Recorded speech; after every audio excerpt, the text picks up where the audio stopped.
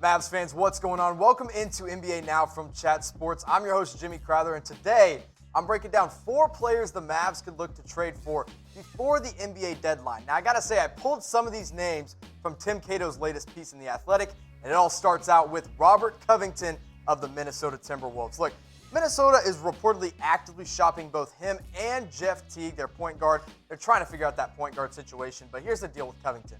He can be plugged into literally any system in the NBA.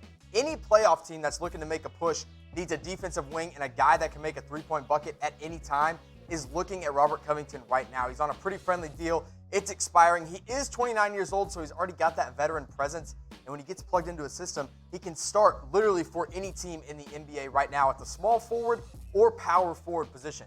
I've always been a big fan of Covington, but the Timberwolves just don't really need him right now. Now, he's averaging 12.6 points per game, 5.4 rebounds and assists, and he's shooting 35.1% from three.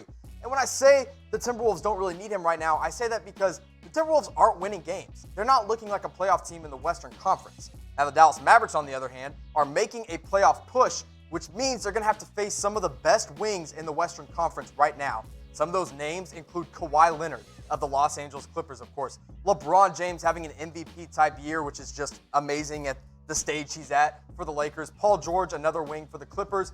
James Harden, yes, he's a guard, but a guy like Robert Covington could check him easily. And then even a smaller name guy like Bogdan Bogdanovic is putting up 20 points per game. And if the Mavs get matched up with the Utah Jazz, their answer for him is basically Dorian Finney-Smith right now. Robert Covington is definitely an upgrade at that position. So here's a trade that I kind of threw together to say, hey, here's how the Mavs could land Covington. Of course, Dallas lands him, and then the Minnesota Timberwolves in return get Justin Jackson, a nice young player. They get Courtney Lee, who's really just there to make the salaries work, and then that 2020 second-round pick from the Golden State Warriors, which, of course, is going to be more like a first-round pick because it'll come right at the top of the second round. So maybe this entices Minnesota, but I'm a little bit worried that the Mavs could get outbid for a guy like Robert Covington right now because, let's face it, Courtney Lee and Justin Jackson aren't huge difference makers on any team in the NBA. Right now, Robert Covington, on the other hand, makes a big difference. So what does that starting five look like now? Well, he basically just takes the place of Dorian Finney-Smith. It's just that simple. Tim Hardaway Jr. and Luka Doncic, that's still your backcourt with Luka running the show. Kristaps, Porzingis, and Dwight Powell down low, even though I think at this point everyone wants Maxi Kleber to be starting. And then Covington steps in there as the starting small forward in place of Dorian Finney-Smith.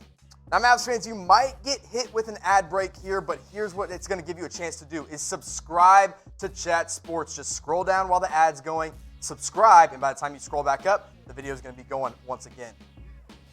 So the next guy I want to look at is Jae Crowder of the Memphis Grizzlies. Look, of course, Crowder did play for the Mavs back in 2014 before being traded for Dwight Powell and some scrub point guard that we don't remember around here in Dallas anymore. But in all honesty, he's unlikely to finish the year with the Grizzlies because he's 29 years old. He's a veteran that can still make a difference, and the Grizzlies are a team looking to make a push for the lottery. Now, he's a high-energy guy. He's a great defensive presence. He can knock down the three ball, but he hasn't been doing that super consistently this year for Memphis. So really, you just view him as a big, high-energy guy off the bench, and that's exactly what he could do for Dallas.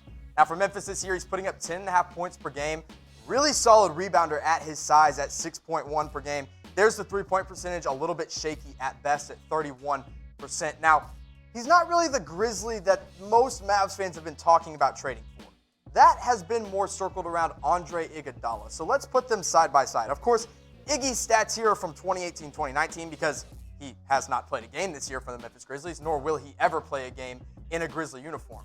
Look, Crowder's got him beat in just about every area, but the thing is, it's not what Iguodala does in the box score that makes a difference. It's what he does defensively and on the floor. Now, Crowder is younger. That could definitely make some sense for the Mavs. He probably won't take as much to get as Andre Iguodala will. So what exactly would it look like for a Jae Crowder trade to get him back to Dallas? Here's what I got. It's a little simple. It's really simple. It's Jae Crowder, Courtney Lee, and some second-round picks. Kind of the same package that they would throw together for Andre Iguodala. But this one might actually get it done because I don't think Memphis values Crowder as much as they do Iggy. So it's Courtney Lee again for the salary purposes only, that Golden State pick, and then a 2021 second-round pick. So a little bit down the line, Jae Crowder comes back to Dallas. He comes off the bench, probably behind Dorian Finney-Smith, and he becomes a really, really solid player for the Mavs. Now, I got a question for you. which Grizzly, because we just compared them side by side. It's Andre Iguodala or Jay Crowder. They could go for the younger Crowder, high-energy guy off the bench, or they could go for the experienced veteran in Andre Iguodala. But which one would you rather see? If you want to see Jay Crowder back in Dallas, type JC. If you want Andre Iguodala, type AI. Now, I'm going to go with Crowder, actually, for a couple reasons. He's a personal favorite of mine because his last name is almost my last name. He has the same initials. He's already been in Dallas, and he's younger. Now, Iggy might take a little bit more to get, so I'm not 100% on board there. But maybe you disagree with me. Let me know in the comment section below. And Mavs fans, Christmas is rolling around. The holidays are coming up. You got to go gift shopping. I know it's a stressful time. You don't want to spend a bunch of money. Well, then here's what our ad partners here at Fanatics are going to do. They're hooking you up with some incredible deals. You want this Mavs snapback for less than $13? You go to chatsports.com/Mavs hat. Fanatics is going to hook you up. Or maybe you're like, no, I don't need a hat, okay? You can get this t-shirt, chatsports.com/Mavs shirt. You can get all this Mavs gear at Fanatics for up to 70% off when you go to chatsports.com/Mavs sale. It's a great deal, so go get after it. Now let's talk about another potential future Maverick if the trade deadline works out the way the Mavs hope it does. Now this one's a little bit bigger. Jrue Holiday. Mark Stein has said that he is available, but it would take a lot for anyone to pry him away from the New Orleans Pelicans. He still has 3 years, $80.4 million left on that deal. But the thing is with the Mavs, his defensive versatility and really just the ability to be another playmaker next to Luka Doncic would make all the difference in the world. Now, we talked about Crowder. We talked about Covington. Those are two guys that are minor shakeups. You only trade away some minor pieces. Holiday would take a little bit more because these numbers speak to how important of a player he is at nearly 20 points per game. 7 assists, 5 rebounds, a good three-point shooter at nearly 34%. It's really, it's going to be hard to get him away from the Pelicans, but the Mavs might be able to do it, and they might want to be able to do it because their guard depth looks like this right now. They've got Luka at the point guard position, and then it's Jalen Brunson, DeLon Wright, J.J. Barea, and Tim Hardaway Jr. None of those guys besides DeLon Wright stand out to you defensively. Jrue Holiday, on the other hand, he comes in and makes a defensive impact right away, can start at the two-guard position, and then play the point guard position when Luka is off the floor as well. Now, the Mavs with these guards are already winning a ton of games, and if you want to win while the Mavs are winning, you're going to want to go to BetDSI, chatsports.com/bet. They're hooking up our viewers with a 120% deposit bonus when you use the promo code NBA120. So, hey, again, Mavs are winning games. You want to win some money because they're winning games? Use BetDSI. Again, that's chatsports.com/bet. Now let me jump into this trade, what it would look like to get Jrue Holiday in a Dallas Maverick uniform. You go Jrue Holiday straight up to the Mavs for Tim Hardaway Jr., Jalen Brunson, Justin Jackson, and again, that 2020 second-round pick from the Golden State Warriors. This one's going to take a little bit more. I mean, Jalen Brunson is definitely a building block for the future. Justin Jackson is a good young player, except he's a little streaky at times.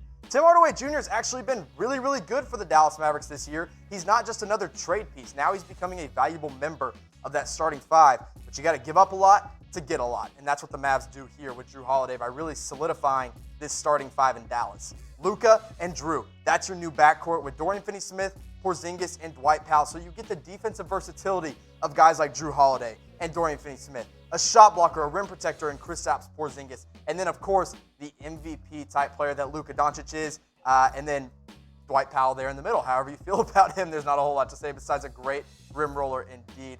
But here's the big question. Should Dallas make any trades at all before the NBA trade deadline? Type Y for yes, type N for no.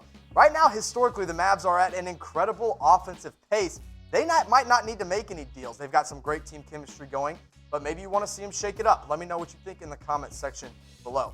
Now, one guy I would be okay with shaking the roster up a little bit for is Bogdan Bogdanovic. This was a guy that Tim Cato did not mention, and I want to talk about him a little bit here because he will be a restricted free agent this summer for the Sacramento Kings. And the Kings are really unlikely to be able to pay him in free agency because they already have a ton of money tied up in guys like Buddy Hield and Harrison Barnes, former Maverick. And another thing is, he would be another playmaker next to Luka Doncic, which is the one thing that the Mavs are desperately needing right now.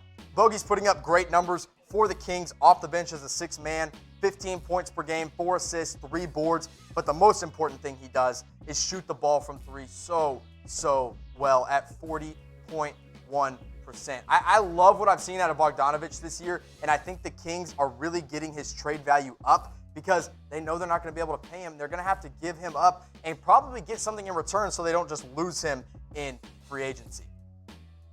Now, here's a little trade that I cooked up for the Mavs to acquire Bogdanovic. Again, you got to start with Jalen Brunson. He's probably the most valuable trade chip the Mavs have outside of Luka Doncic and Porzingis, which are untouchable at this point. Another really valuable piece for the Mavs right now is Dwight Powell. I know I rag on him a little bit here, but his rim rolling ability is absolutely incredible. He's an important piece to this Mavs team and could be a good player for the Kings as well. And then there's the second-round pick again from the Golden State Warriors, and I also threw in the 2020 second-round pick that the Mavs own from the Utah Jazz. Utah's having a pretty good season. That won't be a super high second-round pick, but it is another thing that could help the young Kings build if they lose a guy like Bogdanovic. Now, something else this would add to the Mavs is yet another international player. They have one of the most diverse international teams in the NBA right now. Luka Doncic, of course, from Slovenia. Kristaps Porzingis, the big man from Latvia. Boban Marjanovic, everyone's favorite from Serbia. I want to see him play more, honestly. I need him on the floor some more. JJ Barea, of course, from Puerto Rico. And then the other guys, Maxi Kleber from Germany. We all know him as being from Dirk's hometown. Ryan Brokaw from Australia and Dwight Powell from Canada. Hey, maybe Boban wants another Serbian next to him like Bogdanovic. The Mavs could make it happen if they want to. And here's what a lineup would look like if they could pull off this trade with the Sacramento Kings. Now it's Luka and Bogdanovic in the backcourt together. And really, even if Bogdanovic came off as a sixth man, he came off the bench, that could work really well for the Mavs too. But I like him in the starting five next to Doncic. Dorian Finney-Smith, of course, at the small forward position. Porzingis there. And then, because they traded away Dwight Powell in this deal, in this hypothetical trade, Maxi Kleber starts at center, which I think a lot of Mavs fans already want to see happen. But maybe there's one player you really are just dying to see in Dallas before the NBA trade deadline. No matter who it may be, you can get as crazy as you want.